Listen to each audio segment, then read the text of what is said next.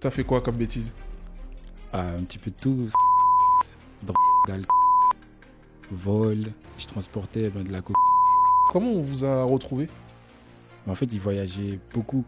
Il faisait France-Guyane, France-Guyane, France-Guyane. Ah, il faisait... Ah oui. Pourquoi t'as décidé d'arrêter tout ça Ça a été quoi le déclic? Il faut savoir qu'à un moment de ma vie, j'ai crié à Dieu. Je pleurais. Je dis Seigneur, aide-moi, aide-moi, aide-moi, aide-moi. Je n'en peux plus, aide-moi. Et il ne m'a pas aidé sur le coup. Si ce jour-là, il n'était pas venu sur cette montagne, je serais mort. Moi, c'est Jude. Je vais vous raconter mon histoire.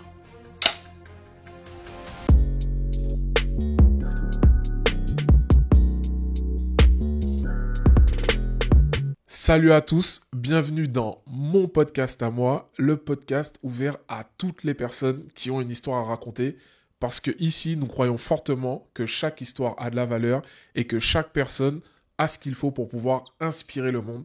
Aujourd'hui, on accueille Jude, qui a un parcours exceptionnel. Il a fait beaucoup de bêtises, il a vendu de la drogue, il aimait beaucoup les femmes, il faisait du sexe avec n'importe qui, il a failli mourir, il a failli faire de la prison.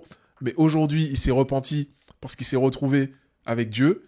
Et il est là pour nous raconter son histoire qui va être incroyable. Ça, je vous le garantis. Ça va, Jude? Ah ouais, ça va et toi? Ouais, ça va, ça va. Et donc là, t'as fait de la route avant de venir un peu là. Hein? Ouais, j'ai eu 4h30 Ok. de route.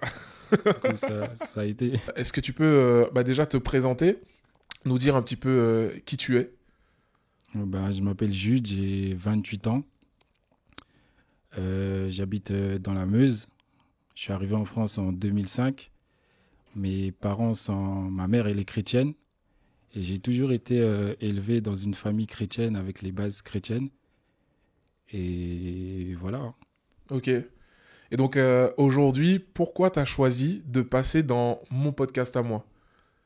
En gros, c'est pour raconter mon histoire, ce que Jésus il a fait pour moi. Comment il m'a sauvé, comment il m'a vraiment racheté. Parce que j'étais quelqu'un de vraiment qui faisait énormément de bêtises. T'as fait quoi comme bêtises? Un petit peu de tout, sexe, drogue, alcool, vol. Ah ouais, ok. Et vraiment, Ouais, est-ce que, par exemple, tu peux nous dire le pire truc selon toi que t'as fait où tu t'es dit, ah ouais, ça quand même, c'était chaud. en fait, tout était pire. C'est ça le souci, tout était pire. On va dire, franchement, je couchais avec des gens. Il y a une fois, j'ai couché avec quelqu'un que je connaissais pas, quoi. Ok. On s'est croisés dans la rue comme ça. Elle est venue et puis on a fait ça directement. Dans la rue comme ça? Non, pas dans la rue, mais Ah. à l'hôtel. J'étais à côté de l'hôtel et puis on a fait ça directement. Ok. Sans que je la connaisse ou quoi qu'est-ce. Ok, vous êtes protégé quand même? Oui, oui, oui. Bon, quand au même. moins ça, ok. Ouais, et après, j'ai, on va dire, dépanné, on va dire. Parce que moi, je rendais service à mon frère et je transportais de la coke, des trucs comme ça. Ah, tu transportais de la coke? En fait, juste des petits trajets, parce que comme moi, j'allais à l'Épide, et en fait, il me disait d'aller chercher ça dans la main de tel gars, et du coup, j'allais. Et il y a un moment où il m'a dit d'aller chercher, en fait, c'était de l'argent, c'était une grosse somme d'argent. C'était à peu près dans les dizaines Ouais, de... milliers. Ouais, voilà. Et en fait, j'ai mis dans mon pantalon, et quand j'ai pris le train, il y avait la police qui sont montés. En fait, ils étaient devant moi, on était à côté. Et le truc, ça se voyait que j'avais un truc Ah ouais. pas normal. Et du coup, j'ai stressé. Mais Dieu merci, je suis arrivé chez moi à l'aise. Et ils t'ont rien dit, la police? Ils ont Non, pas vu? ils sont descendus à un moment après. Dès que moi, je suis arrivé chez moi, en fait, j'ai couru direct à fond avec ma valise Ouais. parce que j'avais une valise. Et Parce que je crois qu'on a une somme limite à avoir en liquide sur nous. Il me semble que c'est 10 000 euros. Alors je crois que c'est quand on voyage, ouais, c'est ça. Ouais, hein. c'est 10 000 euros. Ouais, donc si t'as plus, là après Non, tu dois justifier. là, ils allaient dire, non, là, c'est pas normal. Un petit jeune comme ça, parce que je crois que j'avais 14 000 euros. Quoi? Ah ouais, ok. J'avais 14 000 euros sur moi, 14 500, un truc comme ça, je me rappelle plus trop. Et franchement, ce jour-là, j'ai vraiment stressé. T'avais quel âge? J'avais 17 ans, je crois, parce que j'étais En à l'Épide. plus? Ouais, Ah, t'avais 17 ans, t'es mineur avec... ouais, je sortais de l'Épide, en fait. Je sortais de l'Épide. Et franchement, je fais énormément de bêtises. Il y a une fois où il m'a donné 50 grammes de cocaïne à emmener à Saint-Denis et c'était pareil. C'était chaud. Ok. Ouais, mais c'est pas des trucs que je suis fier, mais bon, faut... Ouais. Ok. Et du coup, là, enfin, je suppose que vous faisiez ça pour vivre. Enfin, pourquoi c'était tes grands frères, là, Ouais, en qui fait, t'avaient mis là-dedans? c'était plus mon grand frère qui était dedans. Moi, l'argent ne m'intéresse pas vraiment. L'argent, je l'utilise, mais je vais pas tout faire pour avoir de l'argent, quoi. Je vais travailler normalement, mais je vais pas aller faire des trucs de ouf pour de l'argent. Parce que ça m'intéresse pas vraiment, c'est pas trop mon kiff. Et du coup, lui, il me disait d'aller, ben j'allais. Ok. Pour faire genre, oui, je suis pas un bolos, quoi, en gros. Ouais, Ouais, d'accord. voilà. Ok. Et donc, là, ton frère, il continue à faire ça ou... Non, il a arrêté. Après la Ok. prison, il a arrêté. Ah, il a fait de la prison. Ouais, il a fait de la prison, il a fait 3 4 ans, je crois. Ok. Parce que j'ai deux frères. Lui, il a pris. Et l'autre aussi, il a pris. Et en fait, on devait venir me chercher. Mais ce jour-là, j'étais pas là. J'étais chez ma copine de l'époque. Du coup, ils m'ont pas récupéré. Et Ok, et ils t'ont laissé tranquille ouais, après? ouais, en fait, mes frères, ils ont parlé. Ils ont dit que je suis quelqu'un qui rend service et tout, que je suis pas dans ça, quoi. Du Ok. coup, ils ont laissé tomber. Mais ils avaient déjà dit, oui, c'était moi le comptable. Ah ouais, les policiers Ah oui. disaient, ouais, c'est moi le comptable. C'est moi qui gère l'argent. Il est où? C'est parce qu'ils sont arrivés chez moi. Il est où Jude? Il est où Jude? Directement, ils ont demandé pour moi. Ils n'ont pas demandé pour mon frère. Directement, c'est moi, ils ont demandé. Après, Dieu merci, Dieu m'a épargné de ça. Ok. Mais du coup, ton frère, il gagnait beaucoup d'argent ou... Je veux dire, comment on vous a retrouvé? Mais en fait, il voyageait beaucoup. Il faisait France-Guyane, France-Guyane, France-Guyane. Ah, il faisait... Ah oui, Ouais, c'était... ouais. Et Ok. du coup, à un moment, il venait de quitter la France. Et je sais pas, moi, lui et mon frère, ils se sont fâchés. En fait, il est revenu direct, quoi, on va dire. Du coup, la police, Ah. la police a dit non, là, faut pas abuser. Puis c'est après, ben, ils ont mené l'enquête. Ils menaient déjà l'enquête. Puis ils ont vu, tu sais, le fait de parler au téléphone, tout ça. Mais Ils ont écouté. ouais, ils ont vu. J'ai une petite question là pour toi. Tu sais, des fois, on voit dans les clips et tout, les mecs, ils parlent de la façon dont ils transportent la drogue entre les dom-toms et la France. Mm. Est-ce qu'il y a des techniques particulières? Est-ce qu'il faut cacher dans des fruits, des trucs comme ça? Ou c'est vraiment juste tu mets dans ta valise et... Non, faut cacher. Je sais que quand j'allais récupérer les gens, parce qu'ils m'ont envoyé chercher les gens à l'aéroport.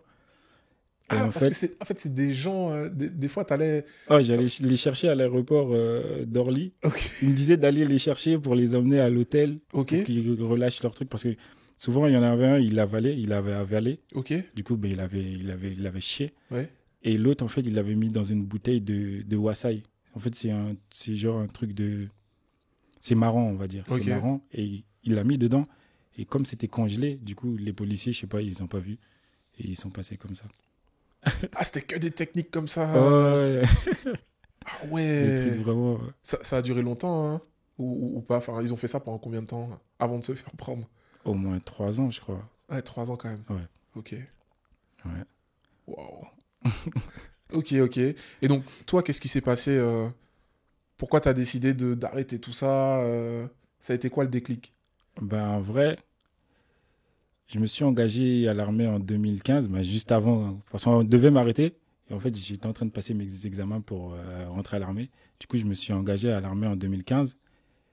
Et avant de m'engager, j'ai toujours dit, quand je vais aller, ben, je n'irai jamais dans les autres pays faire la guerre, etc. Et puis, je suis allé, j'ai commencé à faire ma formation et tout. Et puis, vers 2018, ben, je rencontre une fille, ben, c'est mon épouse là, aujourd'hui. En 2018, je l'ai rencontrée. Et puis, en 2019, ils l'ont mis sur une mission pour partir au Mali. Et puis, je lui ai dit, non, ne va pas, c'est dangereux. Elle m'a dit, oui, mais je veux faire un peu d'argent, machin. Et je dis, non, ça ne va pas, ça sert à rien. Et du coup, elle a dit, elle voulait aller. Et j'ai des amis, franchement, les amis là, ils me disent, oui, quand t'as fait... Parce qu'eux aussi, ils partaient là-bas. Ouais. Ils m'ont dit, quand elle va arriver là-bas, on va la soulever. En gros, ils vont la... Ah. En gros, ben, peut-être des autres gens allaient la soulever, Mais quoi. c'est quoi? C'était des amis collègues? Ouais, c'est Ouais. des collègues, Ok. des collègues. Du coup, en gros, ils disaient ça en blague, mais moi, Ouais. ça Mais m'a toi, touché. T'as réfléchi, tu Voilà, t'es dit... j'ai dit, Ah. Et du coup, j'ai dit, ok, moi aussi j'y vais. Alors que j'avais pas envie, hein. Ouais. Et puis j'ai dit, ok, j'y vais. Et puis, je sais pas, j'ai perdu mon permis, j'ai fait une lettre, j'ai récupéré. Et avant de partir, on va dire c'était en novembre, parce qu'on partait en décembre. En novembre, je fais un rêve. Et dans ce rêve, en fait, il y avait des parcours. C'était genre un parcours. Pour commencer, il y avait une piscine. Et je sentais que c'était profond. Et il y avait des serpents dans la piscine. Et j'ai regardé à mes pieds et j'ai vu il y a un chemin qui me permet de traverser. Du coup, j'ai traversé. Et puis, je continue comme ça à marcher. Et là, je vois un long serpent sur la route.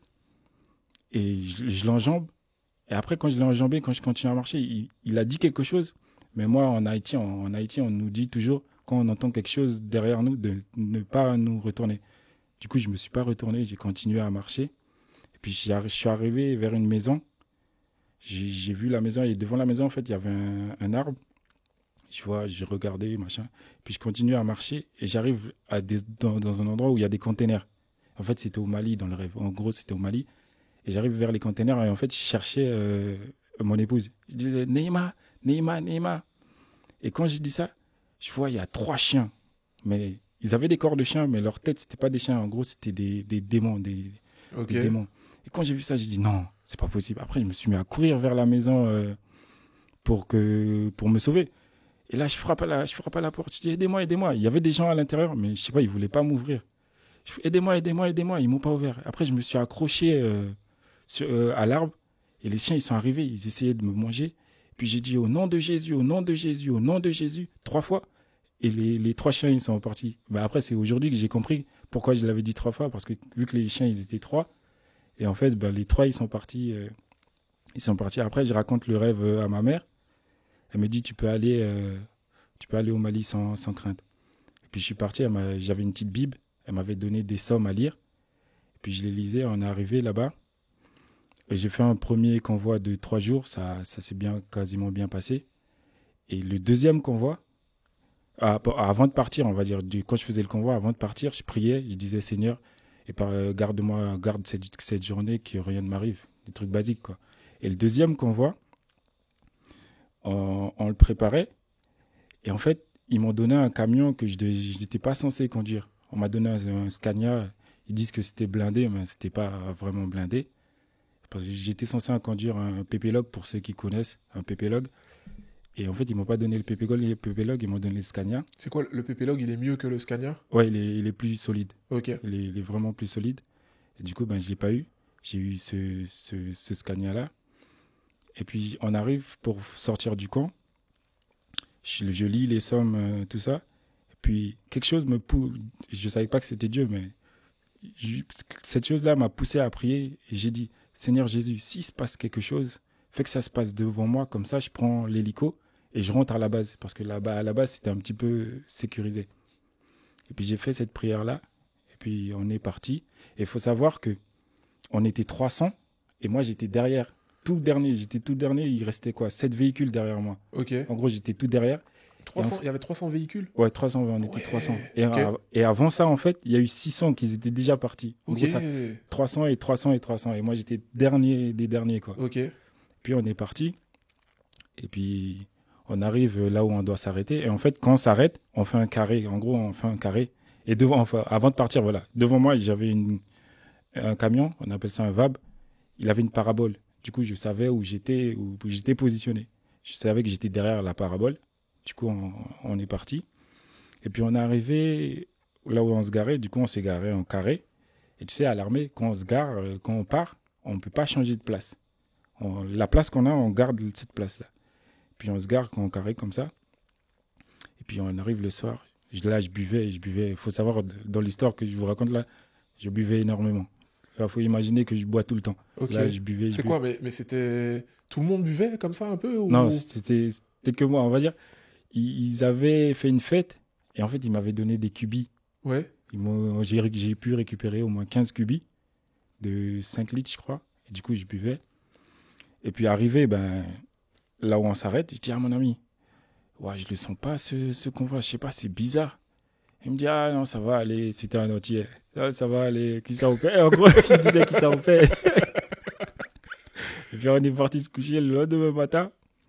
Je me réveille, tout en forme le convoi pour partir. Et puis je vois qu'il y a un camion, en gros, qui a pris ma place. Ouais. Genre, ils m'ont mis derrière. En gros, le camion, la parabole est là. Et moi, en fait, j'ai reculé, quoi. Ouais, Et il y a un ok. camion qui est venu devant moi. Ok. Et puis je dis au gars qui nous place, mais il a pris ma place, c'était ma place, pourquoi il a pris ma place? Après il me dit, va. Puis du coup on est parti. C'était qui ce gars qui avait pris ta place? Tu sais pas? Ah non, franchement, parce qu'en fait on était séparés, c'était des autres régiments. Nous on n'était que 10 de Ah notre ouais, régiment. ok, donc toi tu sais pas Ouais, trop. moi Ouais, ok. je sais pas trop, mais c'était le bordel. Puis je lui dis, mais c'est ma place, c'est ma place. Et après il me dit, va. Du coup on est parti. Il était vers 10h par là. Ça c'était le 7 décembre, 10h par là. On part comme ça, on arrive à un endroit, je vois, il y avait sur le côté un feu qui a été fait, mais il a été éteint. Et je vois un gars à moto passer comme ça. Puis je fais pas attention. Et puis on continue. Et puis là, ils annoncent à la radio, oui, il y a une crevaison, on va devoir s'arrêter. Du coup, moi, je me mets, c'était moi le conducteur, on était deux. C'était moi le conducteur. Je me mets en point mort, je laisse, parce que c'était sur une petite descente, je laisse le camion descendre. Et puis je regarde devant moi le camion qui était devant. En fait, pour esquiver un buisson, du coup, il a esquivé le buisson. En fait, on allait à Menaka pour ceux qui connaissent, qui vont voir la vidéo. Et il a esquivé le buisson. Et quand il est retourné sur la terre, là, j'entends boum. Je dis non, c'est pas possible.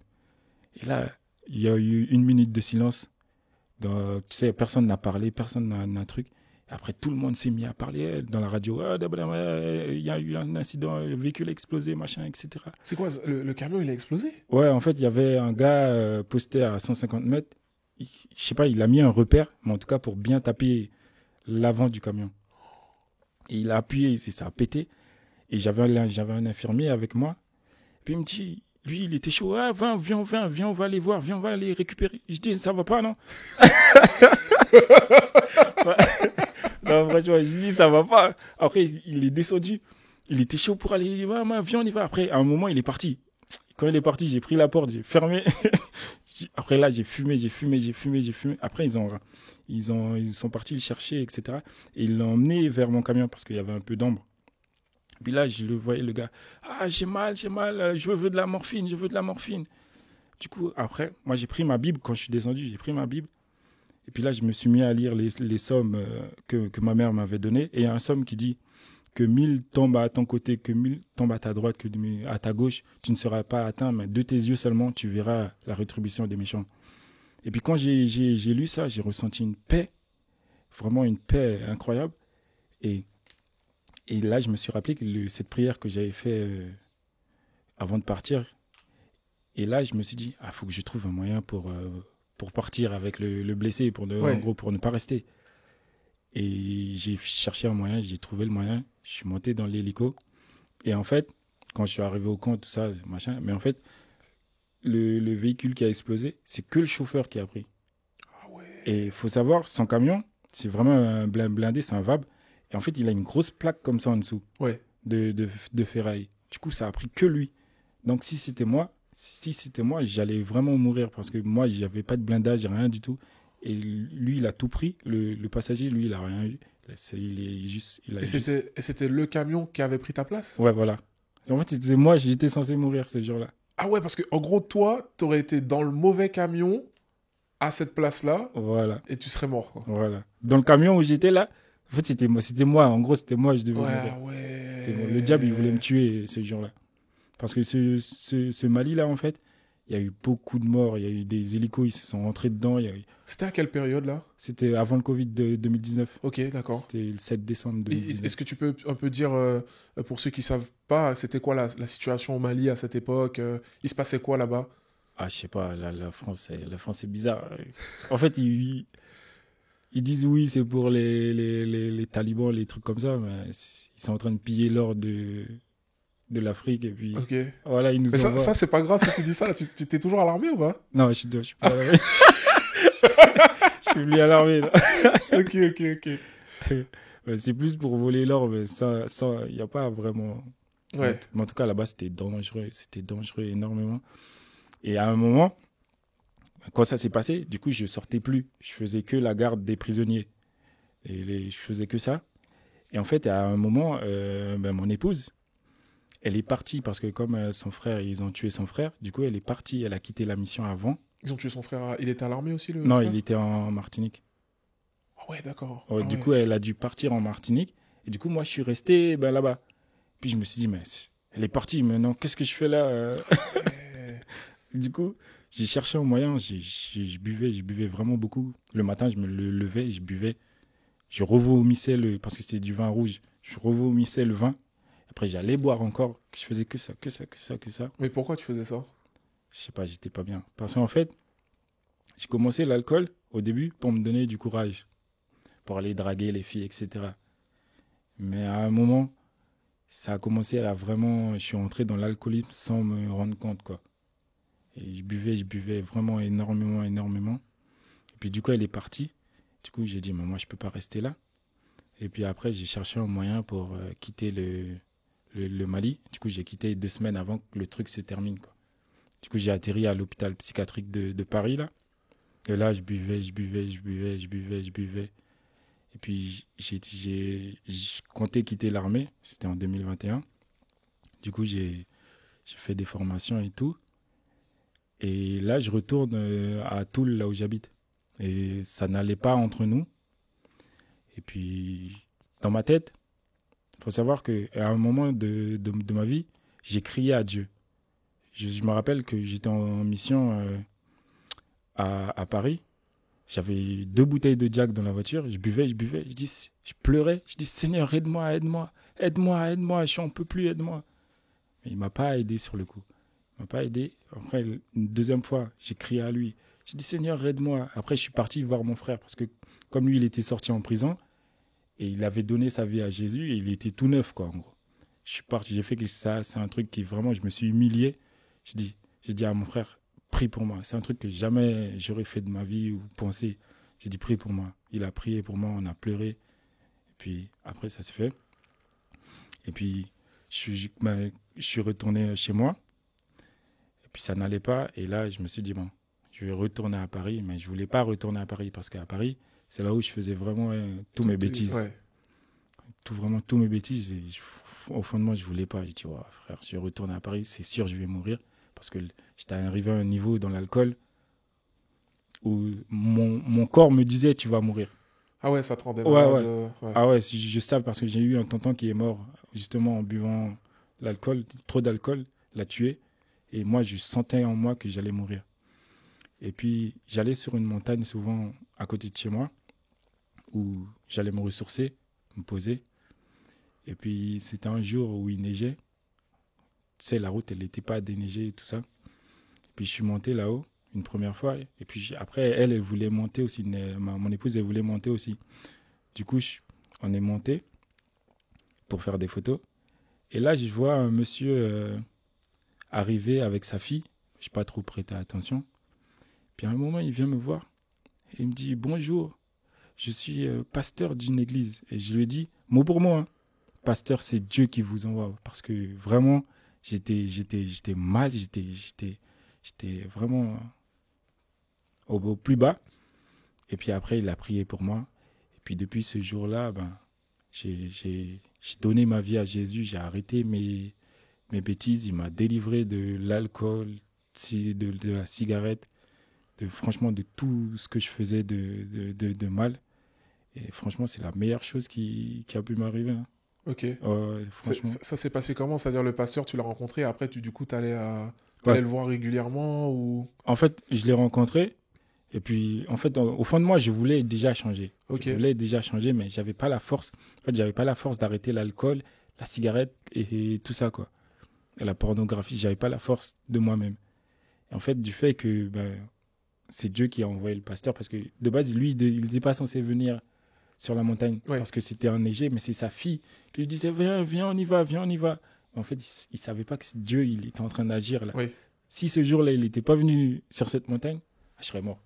Ok. Ouais, je serais mort parce qu'en fait, je serais retourné à Paris. Là, j'aurais refait mes bêtises, je serais mort, c'est sûr. Et du coup, quand ça s'est fait, automatiquement, tu sais, déjà, j'avais cette soif en moi, on va dire, de croire. Je croyais déjà en Dieu. Je savais que la terre n'est pas arrivée comme ça, qu'il y avait un Dieu. Et du coup, automatiquement, je voulais changer, mais je n'avais pas les capacités. Et c'est Dieu, il m'a aidé. Et c'est lui, il m'a vraiment changé. Il l'a fait. J'ai vu tout ce que je faisais là partir. J'ai même pas vu, quoi, on va dire. Ouais, ça s'est fait tout seul. Ça quoi. s'est fait tout seul. J'ai même pas vu à quel moment ça s'est fait. Puis depuis ce jour-là, franchement, j'ai arrêté mes bêtises. Bon, après, l'alcool et la cigarette, c'était un jour comme ça. J'étais assis sur mon canapé et je touche là.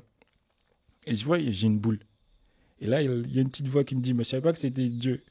Il y a une petite voix qui me dit, va voir un médecin, quand tu vas voir le médecin, dis-lui de te donner des patchs. D'accord.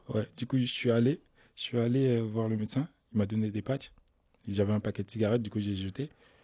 Et je ne l'ai pas jeté, je l'ai donné à un monsieur, ce que j'aurais pas dû faire. Et après, quelques mois après, avec les problèmes, les trucs comme ça, j'étais sur la même montagne.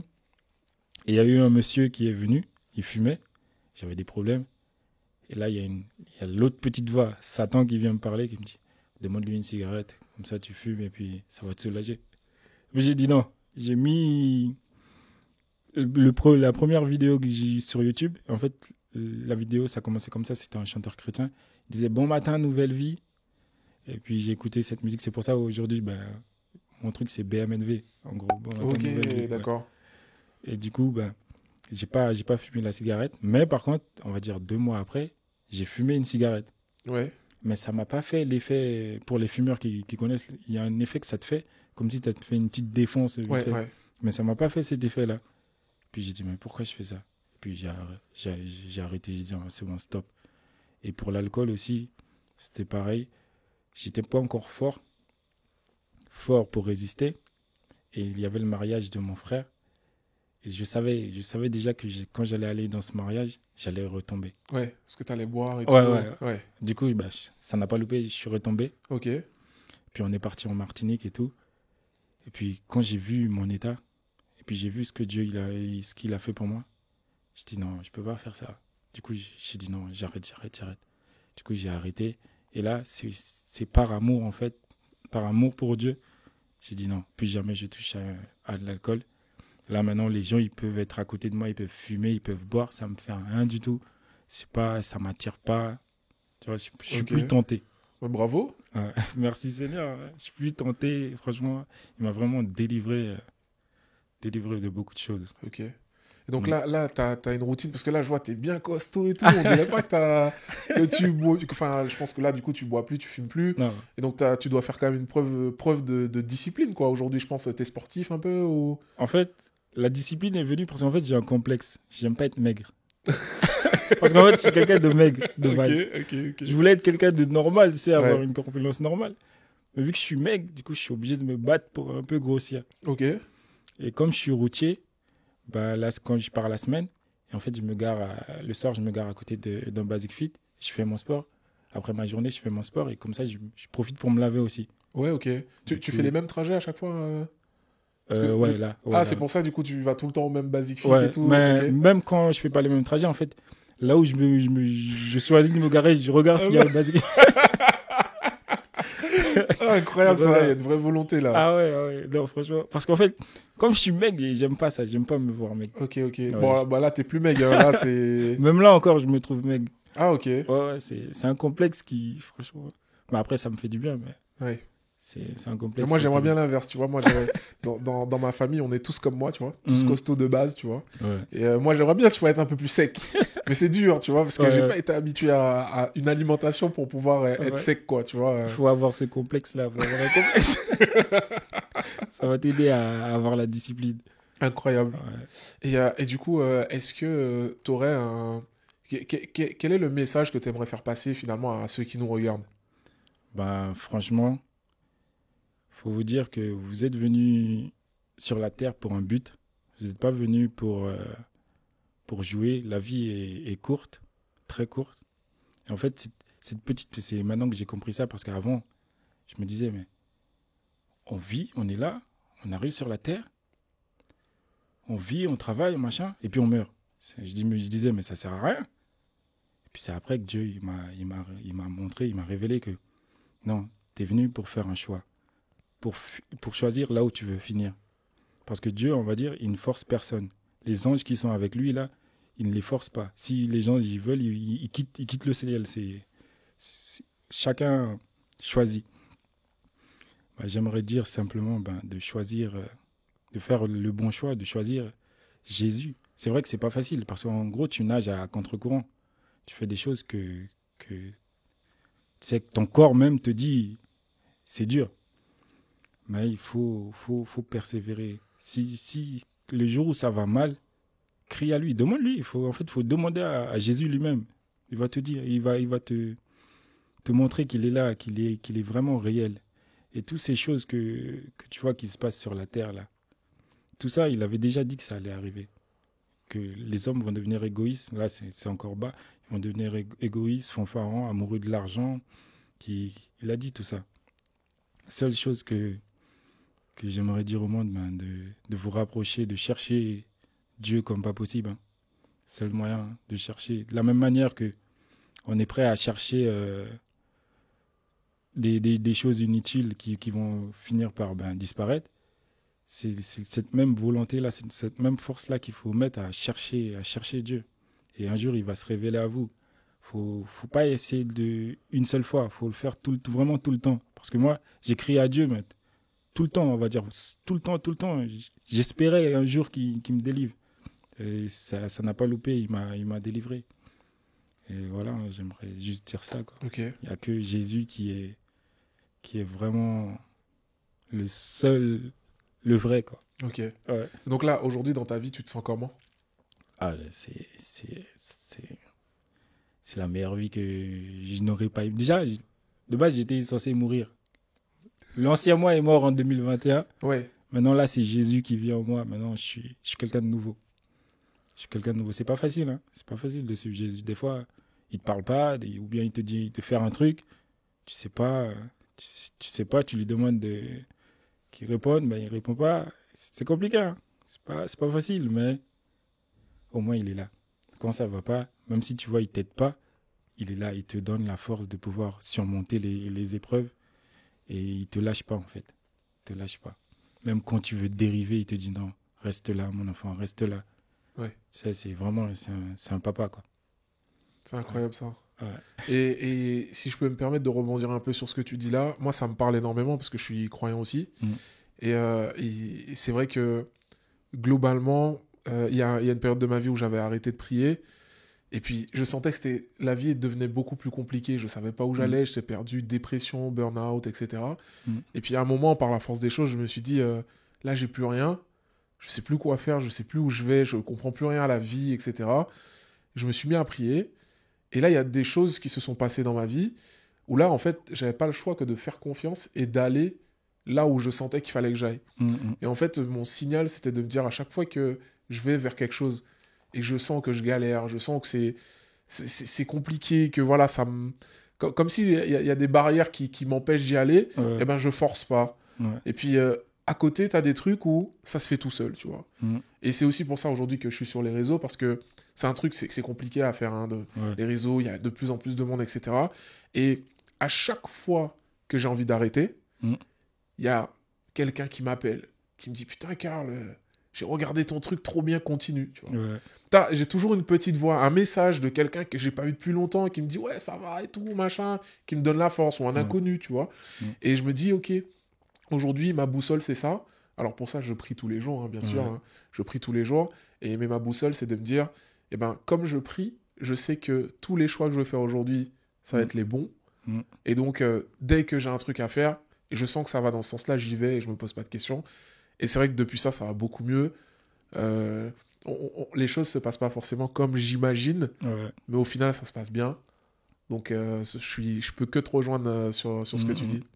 Mais t'as raison, parce qu'en gros, Dieu a mis en nous des talents. Et toi, c'est ton talent de faire des vidéos. Et en fait, sans le savoir, en fait, tu aides des gens. Parce que moi, je regarde tes vidéos, et en fait, ça m'aide. Je vois un petit peu les entrepreneurs, ce que ça machin, et ça vraiment, ça aide. Et en fait, Dieu a mis en chaque personne un talent, c'est pour aider les autres. Du coup, toi, on va dire, tu es rentré dans ton appel. Tu aides les autres. Ouais, c'est vrai. tu aides ça, les autres, et en plus, t'aimes ça, c'est ta ouais. passion. Du coup, incroyable. C'est que bénéf pour toi. Alors, avant de clôturer, Ça, je voulais qu'on parle d'un truc. Donc là, tu sais que j'aime bien les voitures. Ouais. Je t'ai vu, t'es arrivé. Donc t'as une Golf GTI TCR. Ouais. Mais comme on n'a jamais vu, alors je vais mettre une petite photo là, les gars. Et donc voilà, raconte-nous un peu l'histoire. T'es passionné de voiture à la base ou... En fait, on va dire, je suis passionné. Je regarde souvent les vidéos de voitures parce que j'aime bien ça. Mais avant, on va dire, j'avais une Golf normale, basique. Et c'est un jour comme ça où j'allais mal parce que mon fils, en gros, il n'est pas avec moi. Et à un moment de ma vie où je pleurais, je disais, mais Dieu, pourquoi tu la laisses me faire du mal comme ça? En fait, quand j'ai dit ça, il y a un camion une petite fourgonnette qui m'a dépassé. Et en fait, il y avait écrit sur la fourgonnette, soyez patient. Du coup, j'ai su qu'il fallait que je patiente. Puis à un moment, je me dis, mais ok, tu m'as aidé. Comment moi, je peux te rendre l'appareil? En gros, ce que Dieu il veut, c'est partager la parole. Et je me dis, comme je peux pas vraiment évangéliser, aller dans la rue, je vais faire un truc simple, comme tous les patrons ils font. Ils écrivent sur leur camion. Je me suis dit, pourquoi pas écrire sur une voiture toutes les choses. Ouais, ok. Comme ça m'évite d'aller parler dans la rue. Ouais, ok, Et puis j'ai dit, Dieu, si c'est ok, confirme-moi la couleur, tout ça. Puis là, j'ai eu rose dans ma tête. Et là, j'ai commencé à dire ça à mon épouse. Et puis elle me disait non, machin, etc. Elle n'était pas trop pour. Et à un moment où je disais ça, j'étais dans le camion. Je dis si, je suis sûr que Dieu, il a dit rose. Et puis au moment où je dis ça, elle me dit non, non, non, non. En fait, il y a un camion, une petite camionnette rose qui passe. Et puis je lui filme, j'ai dit tu vois, je suis sûr. Et en fait, j'avais dit à Dieu, si c'est toi, fais que je croise le chiffre 7, 3 x 7 en gros, sur les plaques des véhicules. Et puis à un moment, j'étais comme ça dans mon camion. Et parce qu'en fait, mes parents, ils voulaient pas trop. Parce qu'en fait, je l'ai acheté. La voiture, j'ai fait un crédit pour l'acheter. Ok. J'ai fait un crédit de 35 000 euros. Et en fait, j'avais un projet de food truck à côté. Et en fait, mon frère, il me disait, non, avec l'argent, tu peux acheter la voiture pour faire pour Dieu et la camionnette. Je dis, mais non, je vois que la Golf. Parce qu'en fait, il n'y avait que la Golf où je pouvais tout écrire. Ok. Je pouvais pas faire ça sur une BM ou machin. Je dis, non, la BM, ça va pas. Il faut que je prenne un truc qui... Pourquoi ça allait pas? Pourquoi tu pouvais pas faire sur une BM? Parce que, en gros, il n'y avait pas assez d'espace. Ah, ok, la façon dont... Ouais, ça Ok. n'allait pas dessus. Ok. Et puis je me dis, non, il faut que je prenne un bon truc pour que les gens qui voudront se moquer ne puissent pas se moquer, quoi. Ok. Du coup, j'ai dit, non, machin, il faut que je choisisse un bon truc. Et de base, je voulais une Golf 7R. Du coup, j'ai cherché. Et puis là, mon père, il m'appelle, il m'a dit, mais t'es fou, tu vas pas faire ça, machin. Puis là, j'étais sur mon canapé, je dis, ah, non, alors là, j'abandonne. Là, quand mon papa, il m'a dit ça, j'ai dit, ah, là, j'abandonne. Ça m'a mis par terre. Puis j'étais dans mon camion, je suis parti au travail, j'étais dans mon camion comme ça. Je dis, mais Seigneur, je suis pas fou, c'est toi, tu m'as dit de faire ça, non? Et puis pendant que je dis ça, en fait, il y a une camionnette qui me dépasse. Et dessus, il y avait 777. Ouais. La plaque, c'était 777. J'ai dit, ah, d'accord. Du coup, il m'a confirmé. Et puis après, j'ai réalisé que, par rapport à un témoignage d'un frère à l'église, que c'était pas forcément rose, mais il faut que ça soit un truc qui se voit, Ouais. qui se loupe pas. Et puis, je me suis mis à chercher, j'ai fait quart vertical, tout ça. Puis, je me suis mis à chercher. Et puis, j'avais trouvé, en fait, là où j'habite, vu que j'habite là à la campagne, il n'y avait personne pour m'emmener à aller voir les véhicules. J'ai demandé à des frères de l'église, mais ils ne pouvaient pas. Et puis, j'ai dit, je suis parti travailler. Puis, j'ai dit, Seigneur, tu vois, j'ai personne pour m'emmener aller acheter la voiture. Aide-moi. J'avais dit ça le mercredi, je crois. Et le jeudi, avant d'aller livrer là où je vais livrer, je regarde sur les discussions que j'ai eues avec les propriétaires de véhicules. Et je vois, il y a un garage qui est juste à côté, là où je vais livrer. Là, je dis, mais c'est génial. Du coup, je suis allé. J'ai pu voir la voiture, j'ai pu l'essayer. Puis j'ai dit, ok, chef, c'est bon, je vais retourner, je vous fais le virement, tout ça. Ok. Puis du coup, je suis allé. Et puis après, j'ai acheté tout ça. Et puis pour écrire les trucs dessus, en fait, les chrétiens, ils vont évangéliser dans la rue. Ben, j'ai juste pris ce qu'ils écrivent sur leur carton. J'ai mis Partout sur la sur la voiture. voiture. Et, Ok. et après, il y a des choses que j'ai dit. Je me suis laissé inspirer par Dieu. J'ai mis de moi-même. Et faut savoir que à la base, c'était pas joli comme ça. C'était plus moche. C'était Ok. plus moche. Parce que c'était moi, je l'avais fait. Ouais. Parce qu'en fait, j'arrivais pas à trouver quelqu'un pour faire ce que je voulais à la base. Mais heureusement que je l'ai pas fait parce que ce que je voulais moi, c'était vraiment horrible. Ah ouais, Ouais, d'accord. c'était moche. Ok, C'était moche. ok. C'était moche. Du coup, je cherchais comme ça sur Internet et j'ai vu un truc de covering. Et en fait, j'ai pas fait attention. Mais en arrivant, j'ai pas fait attention quand j'ai cherché. Mais en arrivant là-bas, je vois une tête de lion. Et en fait, Jésus, c'est le lion de la tribu de Juda. Et en fait, le lion, j'avais déjà le t-shirt. J'avais le même lion en t-shirt déjà. Avant que je connaisse la dame là, j'avais déjà le lion. Puis je me dis, ah, mais j'ai le même lion sur mon t-shirt, machin. Et puis après, on a fait le truc, tout. Et en fait, t'as vu sur le capot, j'ai un lion. Oui, oui. Bah, c'est par rapport à ça, j'ai su que, en fait, ça, c'était la petite touche de Dieu, quoi. D'accord. C'est grâce à Dieu que j'ai pu rentrer en contact avec cette personne. On va dire, tout était bien positionné Ouais, ok. Ouais. pour ça. Du coup, ça a fait, j'ai fait une petite touche pour Dieu, il a mis sa petite touche. Et moi, j'ai mis au-dessus, le dessus pour les chauffeurs routiers. Ouais. Parce que quand ils regardent comme ça, ils voient Le toit. le toit. Ouais. Du coup, j'ai chauffeur, Jésus t'aime, driver. J'ai mis Ah, en c'est anglais incroyable aussi. ça. Ouais, ouais. Ok. J'ai mis driver, Jésus t'aime. Et puis voilà, vu que quand tu es chauffeur, tu as beaucoup de temps, tu réfléchis beaucoup. C'est vrai. Parce que vu qu'il n'y a rien à faire, tu conduis et tu es dans tes pensées, Et franchement, je remercie Dieu. Il me fait profiter d'une belle voiture. Et il n'y a rien de mieux, quoi. Y a rien de mieux. Incroyable. Eh ben, en tout cas, je te remercie, Jude. Merci à toi. Hein. C'était une expérience, un partage qui était extraordinaire. Je pense que ça va inspirer les gens. Moi, ça m'a inspiré en tout cas. Merci Seigneur, franchement, merci Seigneur. Hein. Incroyable. En tout cas, les gars, j'espère que vous avez kiffé ce format de podcast, de mon podcast à moi. Donc là, aujourd'hui, c'était l'histoire merveilleuse de Jude. Mais sachez que ça peut être aussi votre histoire. Donc, je vous mets le petit QR code ici qui s'affiche. Si vous voulez participer à mon podcast à moi, n'hésitez pas à vous inscrire.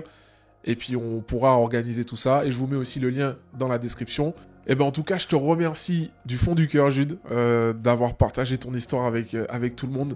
J'espère que tu as passé un bon moment. Ouais, j'ai passé un bon moment. Je te remercie, franchement.